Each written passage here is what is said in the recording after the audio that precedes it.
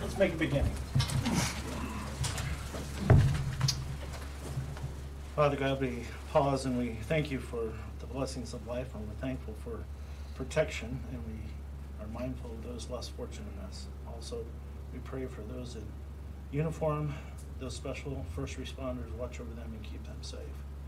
Today we ask for wisdom as we make decisions for the county.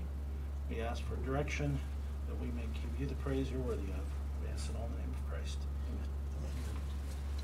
I pledge allegiance to the flag of the United States of America and to the republic for which it stands, one nation, under God, indivisible, with liberty and justice for all.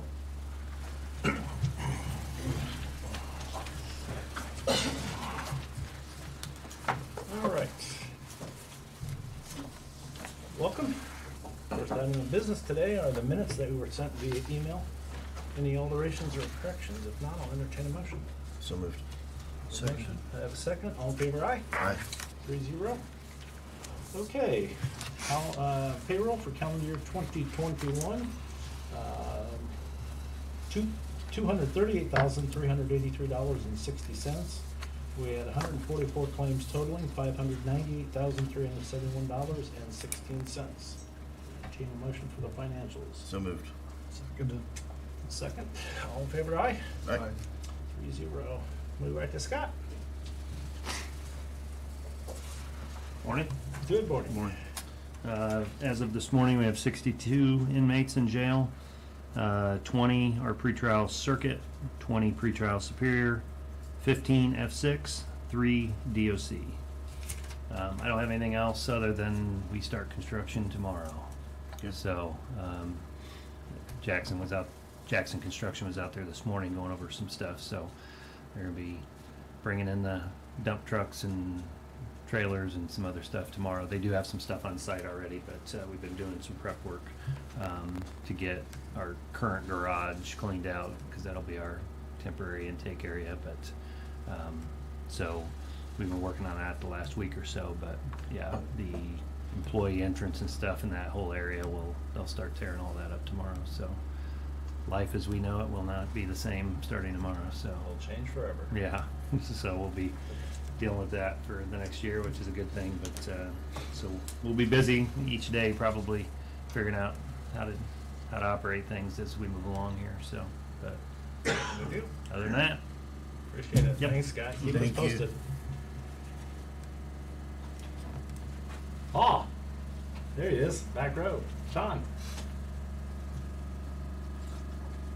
Busy morning, just got here.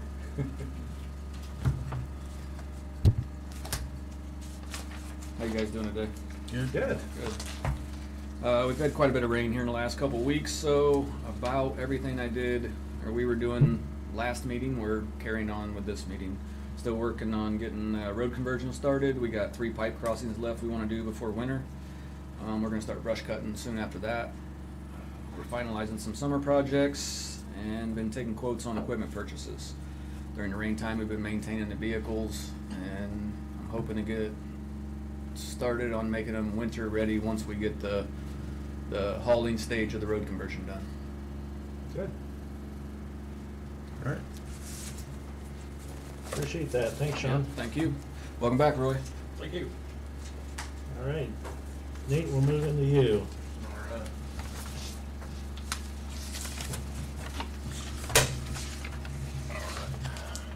This little update, work has started for this federal aid application for projects in 2027. I need to get the project cost estimates for Bridge 72 and 76 ready. I should have a number of different financial commitment letters ready for your next meeting in November. That'll be the last meeting that you're going to have before the deadline.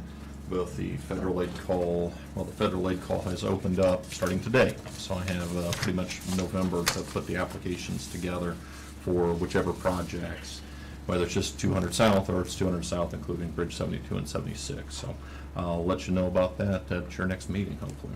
Well, it has to be. So next one is update on Bridge 99, Hoosier Highway, Nash Road. Bridge decking is complete. Work is proceeding on the roadway and the alignment. I've met with a contractor to verify some of the center line alignment and some of the perimeter drainage. We found some field tiles that we need to get picked up, so we've got plans to make sure that everything really will work pretty well with that, just some real minor adjustments. I need to look at the center line. We weren't happy with some staking, so I think the survey tech's going to be out there today to verify some of the center line before paving can start on that. And really, we're kind of cold anyway, so it's supposed to be warming up. I think it's supposed to be next week, supposed to be a little bit warmer, so hoping for that. Recent rains have helped find some of these private tiles, actually, so actually it was kind of nice to get a little bit of rain so we could actually find some of these boiling up where they really weren't functioning in the past. So, and I'll come back to this on item 6 anyway about that. Asset management plans. I've given you drafts of both the traffic asset management plan and an excerpt of the bridge asset management plan. It looks at the schedule of projects that we have in the look ahead. Now that's the 2019 inventory list, but you'll see on the right some of the updates that I have of certain projects. I've submitted that and the traffic asset management plan, which has the PACER ratings on it from this year, and submitted those to LTAP and Purdue University. I've received certificates back from them that they've accepted both, so those are in. Those are due by December 1st, so those are both turned in. Just making them a matter of record and actually requesting your approval on. I've got a signature page for the cover sheet on the traffic asset management plan, so I'm just requesting your approval on that plan moving forward. Entertain a motion for that. If you can close that plan somewhere, Nate, I'm sorry, did I miss it? Blake should have kind of the excerpt. That's the plan there. It's not a big document, but there is quite a bit of records as far as the spreadsheet of the different road sections, the PACER ratings that go with them. We'll go through and do the ratings in May of each year, so right after the spring thaw and a little bit of the rain, we start doing some of the greater maintenance on the gravel roads. The way we do the inventories now is you have to do the ratings every 2 years. What I do is we do the gravel roads every 2 years, and then we do every chip seal road annually. So what we'll do is we'll rate a road the year after it's been like a single chip seal. So like this year they would have chip sealed. We rated all the roads in 2021 prior to even the 2021 maintenance. So everything's kind of a looking back at how did everything hold up the year before. So really your 2021 inventory is looking at all the improvements from 2020. So it seems to be a pretty good plan. I mean, from what we've seen so far, we've made some adjustments both to the expenditures and the schedule. With Sean being a relatively new hire, he hasn't seen the full year schedule right now, so I know he's looking at this pretty intently as far as what equipment and different methods that we could implement. As we look at buying equipment, there's different methods that we could change, contractors that we could use, and those all have financial impacts. So we're trying to look at this plan, look at how the PACER ratings improve over the years, and where our problem spots are and what we want to try to do to tackle those. So we haven't had too many issues with NDOT or LTAP as far as those reviews. They've been fairly happy with what we've set up. It's just now, what do we do with them and how do we do it? So you'll see different methods where we're adding larger size aggregate on a chip seal for one season. That is one of the techniques that's been accepted in the past as far as trying to do surface repairs on a rutted road, or where you've got blowouts, trying to add some more strength to it by using a larger aggregate. That's one method. It's not perfect, but is one of the techniques that's been accepted for years to try to do rehab. Over the weekend, I was out on 700 and I actually talked to Sean, maybe Friday, Sean. And that one we used the bigger aggregate on, but it didn't seem like it rolled in well. So talking to Sean, we've got issues with our distributor, our roller, or some other things. We ought to be looking at capital expense, and then most, like when you go to Huntington County, they can do one full width of the road where we can only do half. Correct. And when you start looking at rock loss, labor, trucking, maybe we should be looking at something that goes all the way across the road. So I asked Sean to at least look at some numbers. Equipment, so that we know yeah, what to we're looking make- for. Yeah. Because that road is, I mean, I got 12 calls. It was orchestrated because they're back to back to back to back. But I got 12 calls, and there's a bunch of loose gravel, and it didn't look like it bedded in there well. And No. Sounds it's- like equipment-related issues. No, it's certainly, using what you've got is a goal, but obviously there's limitations with that. And so we don't want to just buy equipment to buy equipment. Those are one of the things that we've been eyeing for a number of years. It's just where do you fit that in, so. Right. Yep, I'd like to get a copy of that also. too. absolutely. I can Thank send you that to you very much. digitally, Thank so. you. Anyway, I have no issue. Motion? So move. Second. All in favor, aye? Aye. 3-0. Thank you very much.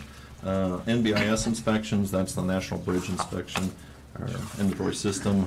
Bridge inspections were completed on October 27th, so October's our compliance month, so all of our bridges would have been inspected in October.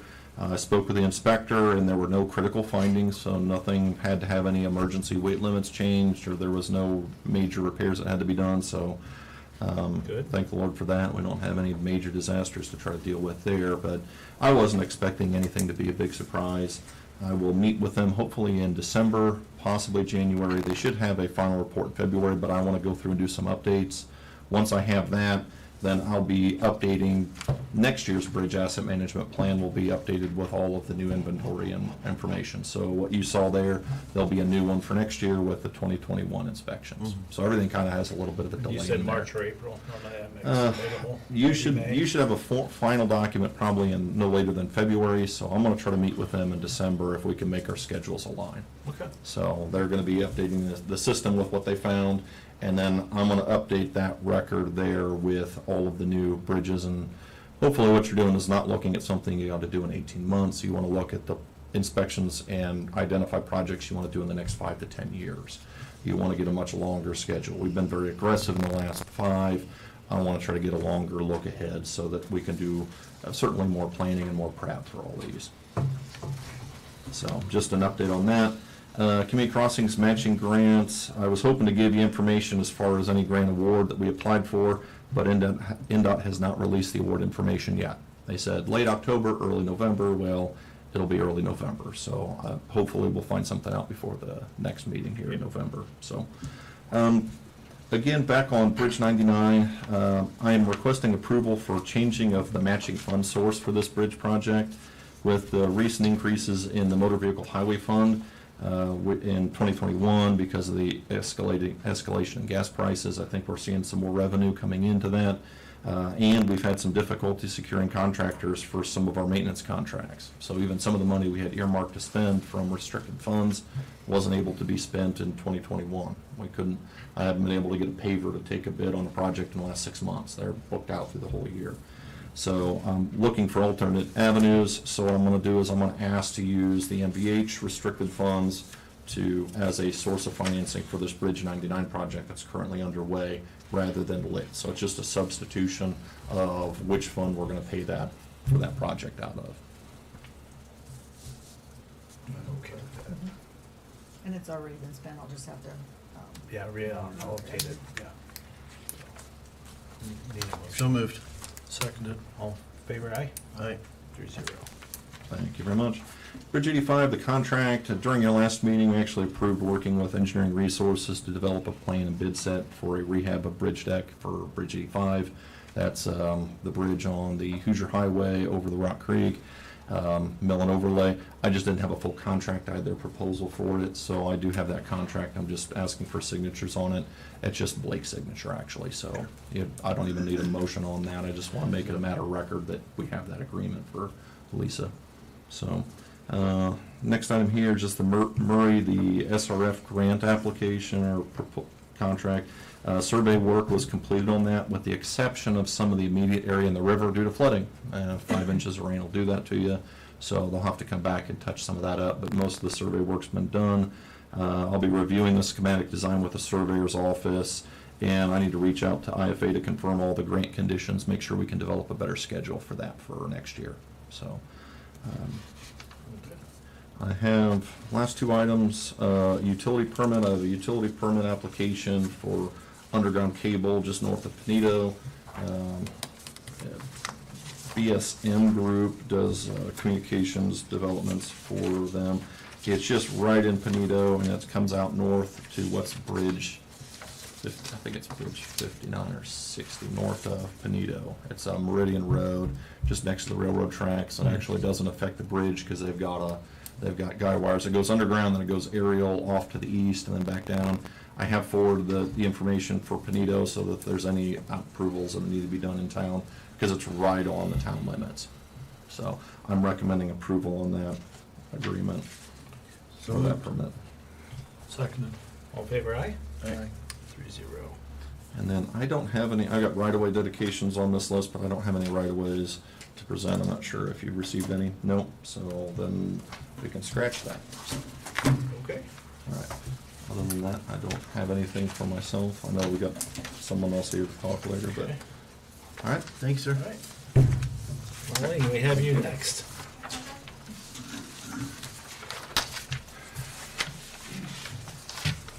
Well, we have been designated as yellow. We've been orange for the past several weeks, as you well know, and we have to remain at a lower color rating for at least 2 weeks for us to be designated at a lower level. So hopefully this week we will remain in the yellow and continue on. We now have 88 deaths in the county. 2 or 3 of those have just happened in the past couple of months, and one just recently, so we're sorry to hear that information. Vaccines, we have the boosters available for Pfizer and for Moderna. We're scheduling those still on Monday afternoons and all day on Wednesdays. In fact, we have over 50 people coming in this afternoon for their and most of those are boosters. Testing continues to happen on Monday mornings here in the parking lot, and again all day on Thursdays. That seems to stay very busy as well. So that's kind of where we're at right now with COVID. Any questions? Out of those 88 deaths, do you know what age demographic those were? Oh, On average, do you have that broken out somewhere? we do have that broken out somewhere, but the last few have been much younger, so I'm gonna say in their 30s, and then they went older from there, so. Could you share some of that stuff with me when you get a chance to email? I will. Thank you very much. Yep. Good to know. Thank you. You're welcome, thank you. Okay. Rick, we have you next. Morning. Morning, Rick. What I have is I'd like to get the grant application approvals. I have actually 2 of them here. They're both an SHSP security grant program, Homeland Security State. One is for 660874. This will lean us towards areas, races, repeaters in the county, fulfill that part of what I've been trying to do for the last couple of years. I think you have the information in front of you. Here's that other one. When you say the amount, Is it 68? The amount is 660874, 66. and that's through the award letter. We don't have that We one don't with us have today. that. We That's just the one have we the- don't have. We just have the 419. Okay, I can get you the other, sorry. So, This one has been approved through the state. I'm just coming to commissioners on this one to finish for the approval. so are you bringing us 2 proposals today Yes. or 1? Yes. Two. Okay. Yeah, we don't have the other one. And those are both 100% grants? So Yes. the 419 is. Yes, We that- we pay it, they reimburse the county. Yes, correct. And about, what's the time frame? 60 days, 90 days, or?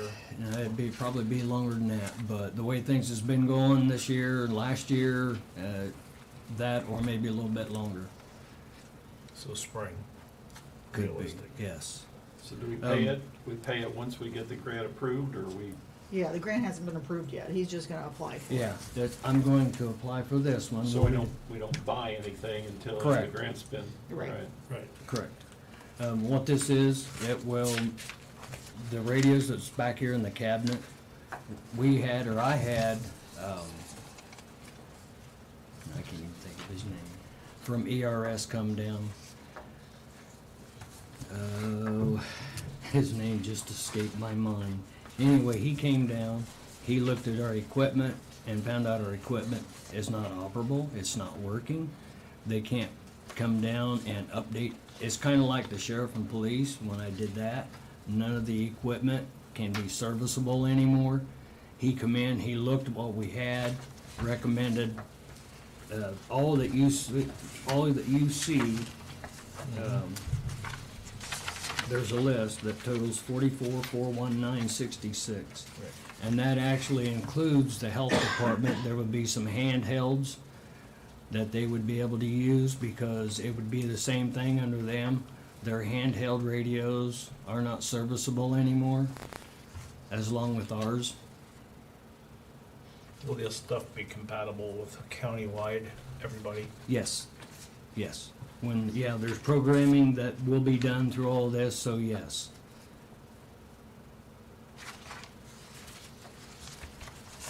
We're approving him, allowing him to apply for Apply the for a grant. grant. Yes. Not that he's gonna get it, but Correct. I think if we apply, that we're gonna get reimbursed 100%, I think we should make that happen. Yeah, right. But now the one for 66 something, that one was already approved? Yes. We have that grant? We haven't signed the No, we grant don't yet. have that grant yet. Okay. But once we get it, we'll approve it, or do we approve it at today's meeting, not having it? You can approve it, yeah, what you're approving is for him to apply, and he's already applied, so. Gotcha. Okay. I'm okay with both of those. So, motion, do I Yeah, have a so second? moved. Second. All in favor, aye? Aye. 3-0. You're saying this equipment will work with dispatch? Yes. Yeah, it needs to be interchangeable with all the departments, channels and everything. Derek, that's the guy's name from ERS. He will, when this happens, they will come down, they will get everything, they will get it programmed, and everything will be tied together. Sheriff, that equipment sound familiar, that it's compatible? Yeah, Okay. Yeah.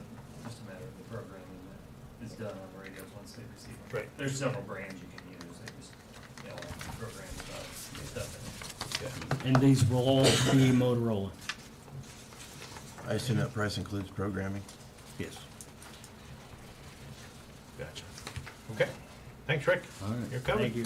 Thank you. Mike, we have you next. Good morning. Morning. Good morning. Today I come in front of you on behalf of Wells County Trails Organization to present proposal to ask for funding assistance for both the permitting and design work for the Veracruz Kayak Launch Project. What we're looking at trying to do is to increase the usership of the Wabash River in Wells County. And we have a key need as far as usable travel areas on the Wabash River. We have a really good launch location in Lynn Grove over in Adams County. We have 2 great locations in Bluffton, but the trip between Lynn Grove and Bluffton is too long for an average user. So for years, people have been using a kind of haphazard entry point at the State Road 301 bridge thereby in the town of Veracruz. There's a very steep entry point into the river at that location, so it very desperately needs an actual ramp and some improvements so that it's safe to drive a vehicle down there, drop kayaks off, and then a parking location. So the design project would be a gravel parking area, a gravel drive and turnaround, and a concrete ramp that goes down to the river. The ramp will be very similar to what we have at the White Bridge that DNR installed last year. So wanted to mirror that because it's working very well at that location. So that way, basically break up both trips into about a 3 or 4 hour trip, which is a very manageable amount of time, and will open up more sections of the Wabash River for recreational use. That's been a growing trend over the last couple of years. More and more people using the river, and this will just increase that for the average user that's not willing to take risks to put their kayak out in the water. So today the request, funding wise, comes together and just over $20,000. I think it's about 20,400 or something like that in total, that we'd be requesting, that will cover the survey work, the wetlands delineation, and the permitting work that is needed, and design work to get us permitting wise through Army Corps, as well as the state, and used for local permitting as well. Is this a 2021 ask or a 2022 ask? This would be a 2021 ask. Okay. As we will start immediately. There is a deadline for wetlands delineation. The plants still have to be somewhat active. So as soon as the water comes down, we'd like to start the process with Three Rivers to get that started. So we have an accepted low bid for that to do that delineation work. And so as soon as the water's received, they're going to be out there doing that work, is the hope. The Wells County Trails Organization will be fundraising for the construction of the project, for which we believe will be in about the $100,000 range. Try to put it in next year. Yes, and we'd like to put it in the dry summer section, so July, August. Your total is 20,400. Yep.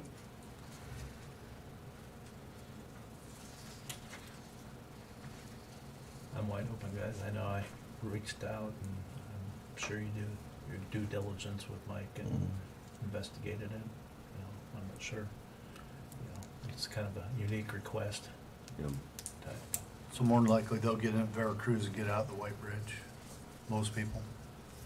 I mean, it really opens up both trip-wise, whether you want to start in Veracruz and end up in Bluffton, or if you want to start in Lynn Grove and end up in Veracruz. Both sections are would be very doable at that point. I'd love to see more people using the riverfront. Right. Agreed. The city, did you ask the city for any funds? We have not. We're working with the town of Veracruz is paying for some property acquirement that had to happen. There was a small strip of privately owned ground where the launch would be. They're in the process of taking care of that right now. So they've been a financial contributor already in the project. We've not talked to the city of Bluffton.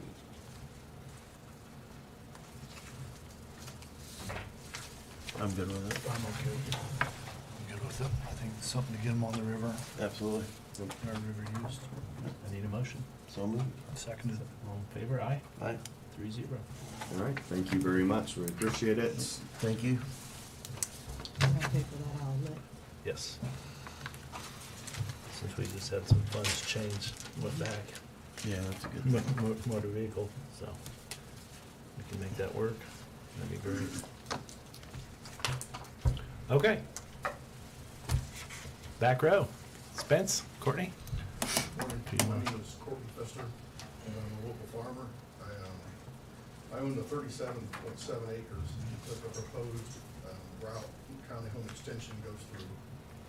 And I've become a little bit more, not super happy with the process of what's going on. Right from the beginning, there was a public meeting approximately 2 months ago. I was not invited nor informed that that meeting was going to happen. And the company that's doing the design work, and Nate, I think they realized their mistake on that, and they were nice enough to set up a private meeting at my office to give me the details. At that meeting, I said I really want to be kept in the loop. I want to be notified that, you know, I'm the one who's being impacted most by this, and I get zero. I've got zero in the last 6 weeks. I've always had to contact them for information, and it's just been really frustrating on my part. You know, the original design of this road going through 37 acres with a curve in it leaves me part of my ground that's not farmable anymore. I have 120-foot booms on my sprayer. I can't go in and farm that part that's left. And I farmed this ground ever since I was a kid, and finally had an opportunity to purchase it. And I just don't see any purpose for this road going through this farm.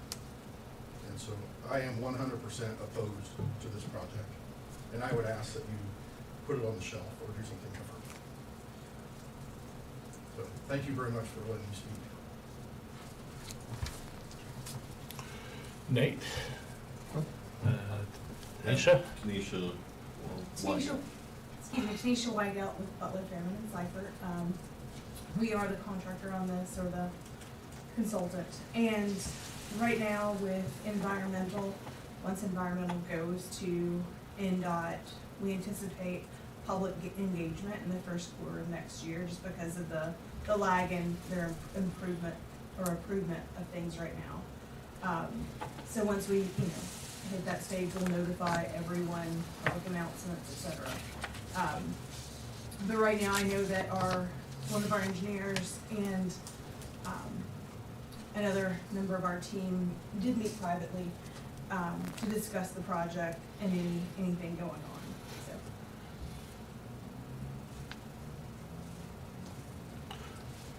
So. I know, I was at the meeting in July or August or whatever. I looked at the design, I guess, and I was not aware that you farmed it for the Houcks for how many years. And I just know both of those owners, their father being so old, they were absentee, not in the area. And trying to get additional information of what we're trying to do with flooding elevation in the far southeast corner of 200 and 450. There was some drawings we requested, and I think you went through some designs. I think you presented some options, Courtney, to them. I presented options, and then the meeting that happened approximately a month ago here, I was not notified that was going to be spoke about at that meeting. I mean, I would think if you have the person you're impacting the most, taking the farm ground, putting a road right down through the middle of it. I have a phone, I have email. I just think it'd be pretty smart to contact that person and keep them in the loop. Could you give us a little detail from the standpoint of the Houcks and when you knew you would have at least an option to purchase the property prior to their passing? Or did they notify you of any correspondence from the county regarding the property prior to your purchase? No, I was made aware of this project approximately, I would say, 2 years ago. I went into Nate's office and talking about the Hoosier Highway project, which that road out there goes right through our farm. 156 acres, cut 1/3, 2/3. But we understand that project is good for the county. And so we're okay with it. We're willing to work with you. This other project, it just makes no sense to me. And so back to your question, I knew of this project approximately 2 years ago. I'm just guessing. Mm-hmm. And Nate showed me some original drawings or whatever. I just never thought it was going to happen because it just did not look like a smart use of money to me. It doesn't solve a lot of problems, and it takes valuable farm ground and turns it into a road. So, I don't know, does that answer your question, Blake? I just needed a time frame in my mind, Yeah. whether or not. Yeah, so when I approached Nate this summer sometime, he didn't even know I owned the farm. He wasn't even aware it changed hands. Right. And so. Yeah, it's just- same here, yeah, same here. So we were trying to get a correlation of just, they had it, you farmed it, which we weren't aware. I think I even mentioned that. I knew your brother did one farm beside it for when I remember as a kid, but I don't even know who does it now, so. Sure. So Just it trying seems to. like there's a lot better way to work with that corner in the Starkey house, which has a lot less impact on our Right. farm ground and still solves the problems you're dealing with. So give me a timeline. Do we have flexibility at all right now in the schedule? Do we have a month, 2 months before something is going to be a deadline that we can't go back to? I don't have the exact deadline. Do you have it, Nate? I just know whenever the options we presented you, in there, some of them don't deal with the approaches on other areas, and they don't deal with the drainage issue, or the flooding issue, so that's really important too. But as far as the time frame, my understanding from both from BF&S is that there's not enough time frame from the environmental approval to even entertain the level of redesign that's being proposed. We will, in all likelihood, miss the fiscal year of the grant funds that have been awarded to the county. And in doing that, you jeopardize the grant funds and the grant funds that have already been spent. So, if the county is willing to do that and go back to NDOT and ask for an extension of time, then you're essentially asking for a different year's grant funds, and then you forego the funds that have been allocated to the county. When you do that, you're at the discretion of NDOT on whether or not they even have the funds to grant you in doing that.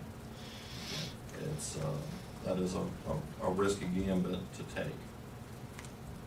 Now, there is certainly some funding, and in the conversations that have been done between BF&S and Courtney, and I've tried to make myself as available as I can on this project, but obviously when we bring a consultant in for federal aid, the right-of-way process has to be done according to a certain process, and so trying to interject myself into it is something that I'm always warned not to do or try not to do. So I'm going to try to rely on the experts that we contract with to do that. But I don't know, based on the history environmentally and getting the environmental approval, that's been problematic on every project as NDOT short-staffed. So when they would say that they could expedite a project, they may sit on a permit for 3 to 6 months. You submit your documents and they just sit on the shelf in a central office. So I don't know how much you're going to get a true drop dead date. So it's unfortunate we don't have a real clear calendar from NDOT as far as how much time you have. It's just the more you delay, the more risk there are for the projects. Nate, when this project first became a discussion, what issues were you trying to solve out there? We're trying to look at different corridors within the county, trying to look at the different connectivity between, on the east side, between the state park, 450 East, 218, and so both the Hoosier Highway project and County Home Road became targets of different improvements. Connectivity from flooding on the east side of Bluffton. When the river's up, there's a lot of different cutoff intersections, and so when the river's up, this intersection, that corner becomes impassable. There's other routes that are available, but you end up going into Bluffton. When you go east, you're going out over Veracruz, so from the Adams County line all the way into Bluffton, when the river's up, there's no passable way across the river, because and even this becomes one of those additional corners that floods out. So we're just trying to take one of those areas out. This project, not unlike some of the improvements we're looking at, 600 West and Salamone River is an intersection that's habitually floods, and so it just cuts off significant areas for travelers and traffic during an extended flooding period. It doesn't happen all the time, but projects like this don't happen all the time. But we have tried to accommodate certain concerns that Courtney has as far as into the funding. We requested additional funding into the right-of-way acquisition portion so that we made sure that we weren't short on funds that NDOT's granted us as well. And after all of the plans we looked at, the possibilities of designs and what they could have been, we chose one based on several types of criteria, but you're saying that really was dialed into flooding and drainage issues? Yeah, it was flooding and transit. I mean, the corner itself, really, you have a 50 mile per hour advisory speed limit. when we contacted the school district, we got a letter of support recommending that we do improvements because buses just turning that end up crossing the center line. So during certain crop and harvest, you've got corn very close, it's difficult to see oncoming traffic until you're there. So you've got fall left speed limit, and even then, buses or large vehicles have to cross the center line when making that. It's a conflict point. There's not a heavy accident history out there, which is fortunate for us. I certainly don't want to be reactionary to crashes, but the geometry is not there. And connectivity on the east side of Bluffton, outside of just State Road 1, we don't have really great routes. County Home Road's a very good road, with the exception of this corner and 300 South, which is another corner that we're looking at doing improvements at some point. Thank you.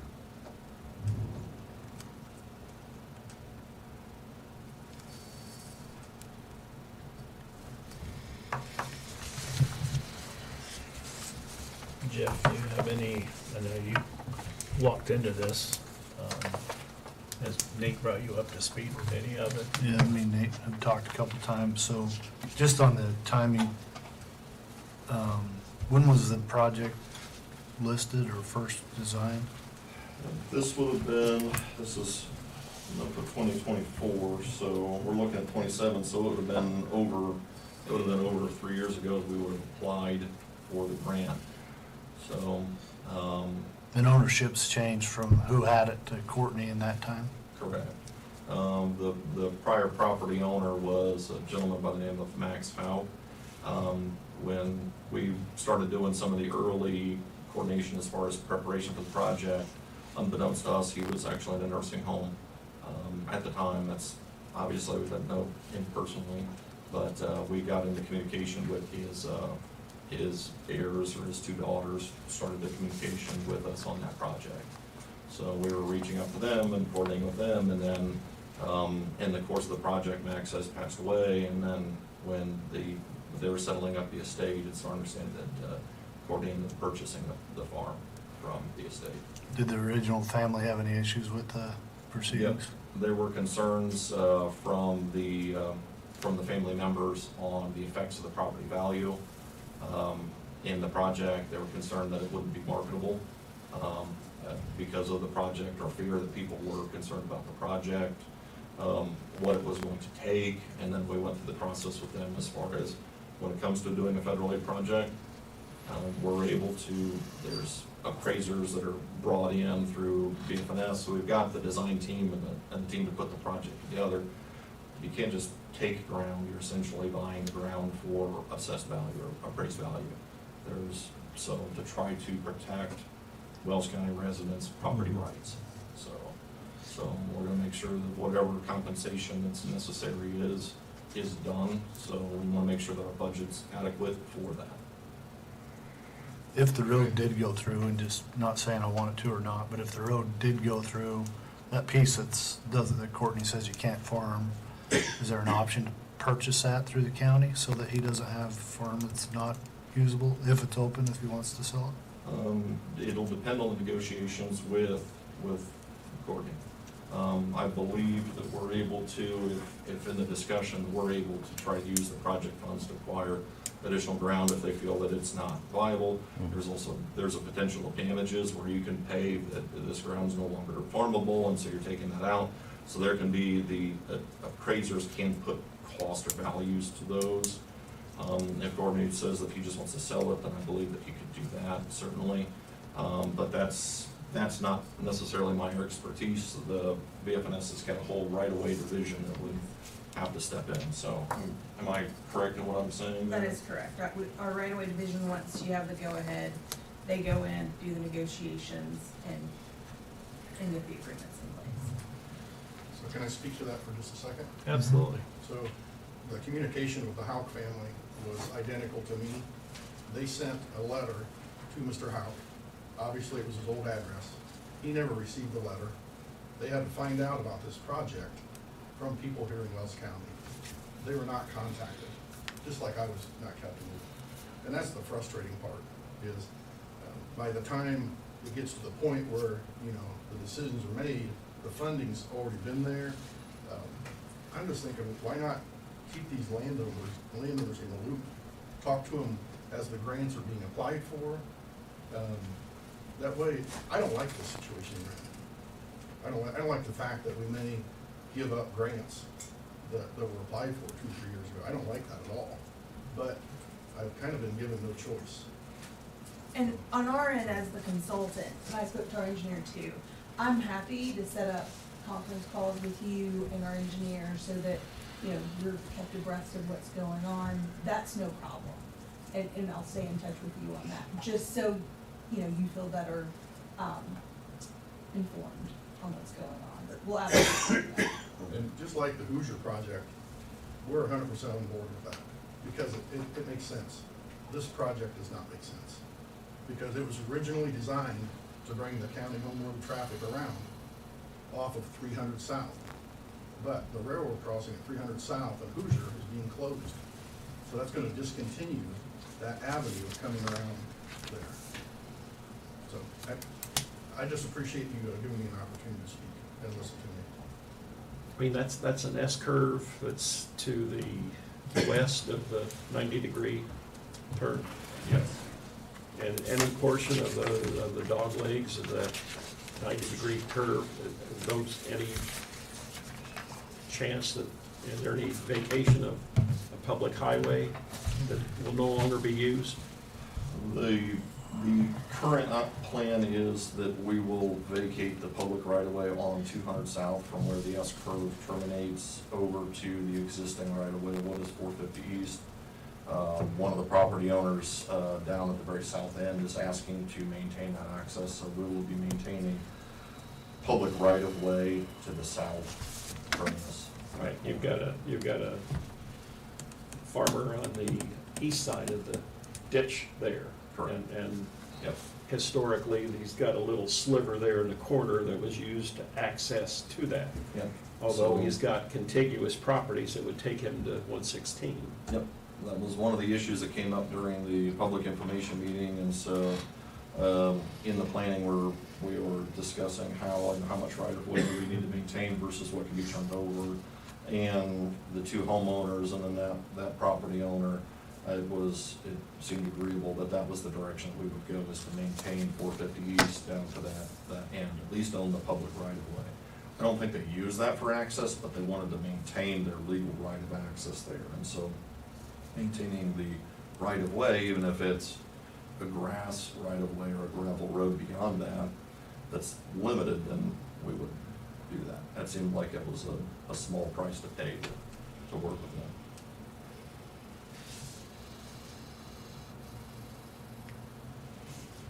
Is that the only problem with farming, Courtney, is the size of your equipment? I would say yes on that. This has access, this to this. It's kind of like going in, if you have a little small grass area and you got a mower, trying to go in and mow Like grass in it, or trees or something. It's just difficult to farm a little sliver like that, especially if it has a curved road on one side and the Starkey house out of it also, farming around that.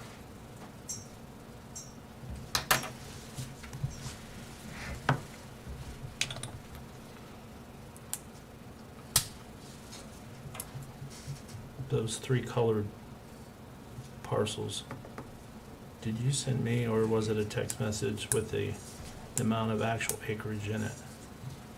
The yellow, the green, and the pink. Oh, right here, got it. Okay. So let me see. Yellow. The green, You know, we're talking about which one? remember the colors? It was yellow, right? Yeah, it was yellow. Yeah, so You mind? Yeah, absolutely. That's what we're talking about.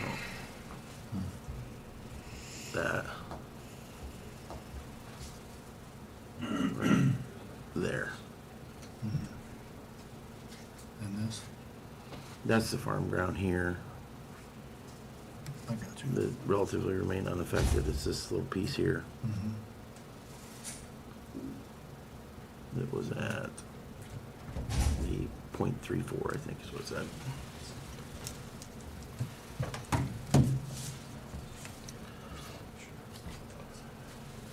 Okay, so from today's meeting, Nate, what are you expecting from us today? A move forward, a stop, a pause and make a decision at our next meeting, or have an executive session, or what do you think? Where are we at? Denisha, where are we at time-wise? We're at the point of submitting environmental. I mean, back to the conversation of if we slow down, it's gonna push everything. Because it should be submitted this month, I believe. I'll double check with my engineer, but I believe. Well, that's what I'm saying. What do we risk by moving it to the 15th of November, making our decision? I'll have to double check the time frame deadline Okay. and get back to you on that. Nate, we run the risk of then, like you said, taking 2021 grants and maybe expiring those and then running in 2022 Right. having to redo everything. You don't know what may come up during the environmental and the timeframe for that approval. Right. Because I've been having discussions with NDOT, they've been pointing the finger at consultants and their environmental preparation, because until the environmental document is approved, submitted and approved, then we can't even truly have the public hearings that everybody wants. And it's just the federal process is so frustrating. And so. And that can affect us in the future It for other affects us in the grants. future, so you're taking any contingency time in your schedule and you're sacrificing it fairly early in the process. So if, for example, you get late in the project and you do a bid, you say we go out for letting and there's not enough funding in the project, you'll want to rebid it. Well, the advertisement for the rebid, you probably need 3 or 4 months just for a rebid alternate if there is an issue with your bid on the project. And so. So we don't even know when they're gonna do the environmental yet. What's that? We don't even know when they're gonna do the environmental And yet. we don't know when they're gonna approve it. But they've we been trying have, to stick with the we schedule, have but to it's- sign off to allow them to move forward for that. Correct. If you want to take this opportunity, right now, the project is kind of just flowing down the stream as far as schedule. If you as the commissioners want to step in and say pause or stop or wait for something, then I will instruct BFNS to pause the project, but understand that there are risks associated with that. I suggest we since we don't know when the environmental is gonna happen, just let that go, give us some time to go out there, and I'd like to go see the property with you, Nate, and Sure. drive around it and understand what it's gonna cut through, what Okay. it's gonna help us in flow, if that railroad's gonna be shut down and it's not gonna make any difference. I'd like to at least go out and put my eyes on all that. I did drive past it, but by myself, I need somebody Sure. to show me what's going on. But it sounds like if indeed that sliver of ground is jeopardized and it becomes unaccessible, that the option would exist so where we could offer a purchase through negotiation for that part, correct? And unfortunately, we can't do any of the negotiations. Until that stuff's environmental. finalized. Yep, until the environmental's done, we can't, Well- even asking BFNS to get specific in the areas that are remaining is something we're not really supposed to be able to do. Right. So, we're not supposed to get exact acreage for everything because you're not allowed to spend money on right of way until the environmental's complete. Right. So we have to get that part done to Yep. keep the county at least out of risk Stay for in being in a compliance bad with position. the Yeah, use of the federal funds. I understand. So I want to protect your ability to use those funds. And then we just need to do better with maybe some notification and process going Yeah, further. and I've been working with area plan and doing more, doing as much as we can to try to advertise these public surveys and projects that are being proposed and bandied around, trying to make them very public. That comes with mixed reviews, because obviously sometimes it's not even believed that they're gonna be funded. I mean, that's what ends up sometimes happens. So, certainly it's a difficult situation.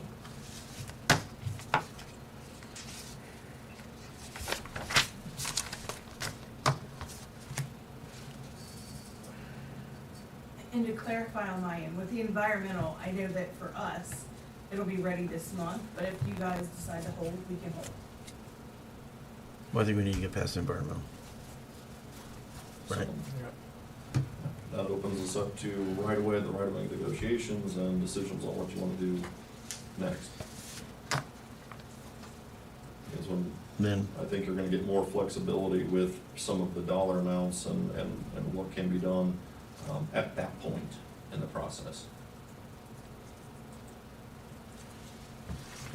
Yeah, anything happen, we have to have the environmental. right, so we need to go forward with the environmental, and then, you know, we have to, after we're in that position, we have to make sure we are following very strict due diligence as far as making sure Mr. Feaster is put in that loop and he knows what's going on. And BFS is the point person in doing that. So, And you've got everything for him? Yes, and I'll make sure that he has my information today too. Okay.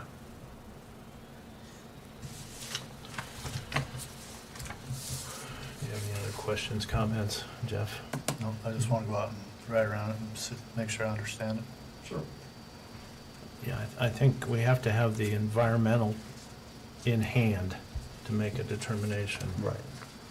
Next steps. Yeah, that's what I'm hearing. But That makes sense. to back it off before, I don't think that would be prudent. I agree. Before shutting down the entire project, so. Correct. So let's do environmental, if that's, you want to make a motion to move forward on the environmental, and then bring back what we have. Yeah. And then we'll have to make tough decisions after we get that environmental back. So moved. Seconded. Any other discussion? All in favor, aye? Aye. 3-0. That's all we'll have to do. But please, copy, paste, text, reminder, whatever, just so nobody is ever forgotten. As my dad always says, communication creates a problem. So, all right. Thanks, Courtney. Thanks, Spence, for being here. What else do we have, Lisa? We have the right of way for County Home Road. Is that the map that Watsonizer had for us? Yep. Well, apparently,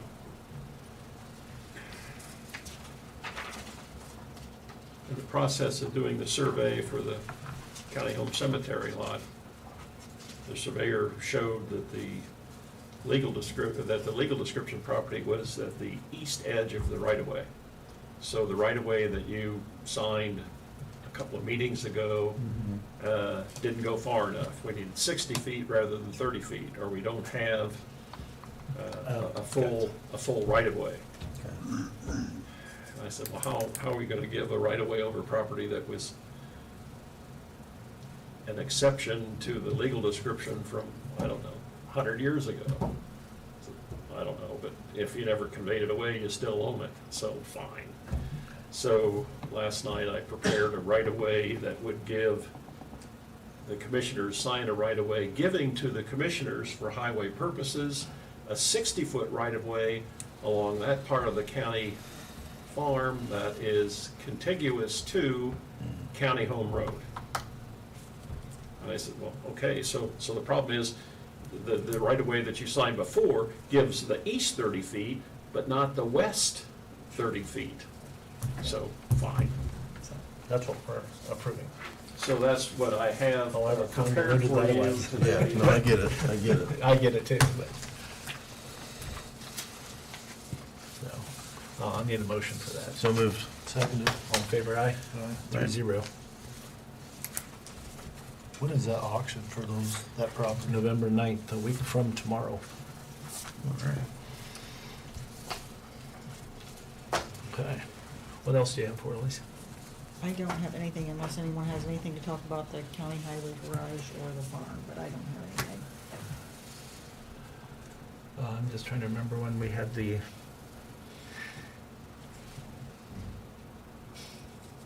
had a meeting, we had the bid submitted, they've resubmitted final and best, and we're gonna be reviewing those, and hopefully we can have a decision on that at our next meeting on the 15th. I've got I've got an ordinance. At the last meeting, it was truncated. I tried to watch it, so when it came on, it was Beth Davis was talking to you about Oh, elections. redistricting. Yep. And I've been told you decided, we don't want to change anything. So I prepared an ordinance setting out your county commissioner and county council districts, but not making any changes at all in it. Unfortunately, I've got old maps from 10 years ago, but I talked with Mike, and Mike says he's already updated it. So the new maps would have the current population figure as Okay. well as current office holders. So with that exception, I also have that ordinance for you to amend the prior ordinances, meaning you're really not changing anything, but after the year following a census, you're required to do this. I hope that makes sense. Yeah, yeah, that was my only question with the names and the populations, if that's been Yeah. updated. I'm perfect with it. If I was smarter, I would maybe done that myself, but I didn't create it, and I know he was there, so he likes that stuff, so. I'll entertain a motion for that effect. So moved. Seconded. All in favor, aye? Aye. Need an ordinance number? 2021-22. 22.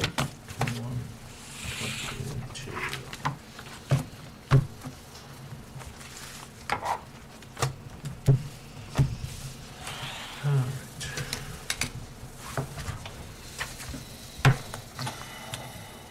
Nothing else, Lisa?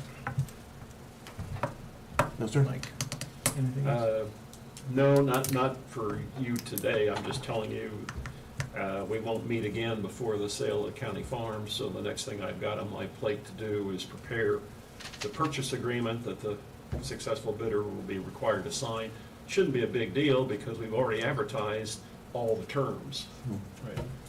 But, and I have seen that published, that was Yeah. a pretty huge publication, it was published twice, and that's what we're required to do above and beyond whatever Halderman is doing. Good. Jessica, Dale, anything? Final comments from the audience? I'll entertain a motion for adjournment. So moved. Second. We're finished. Thank you.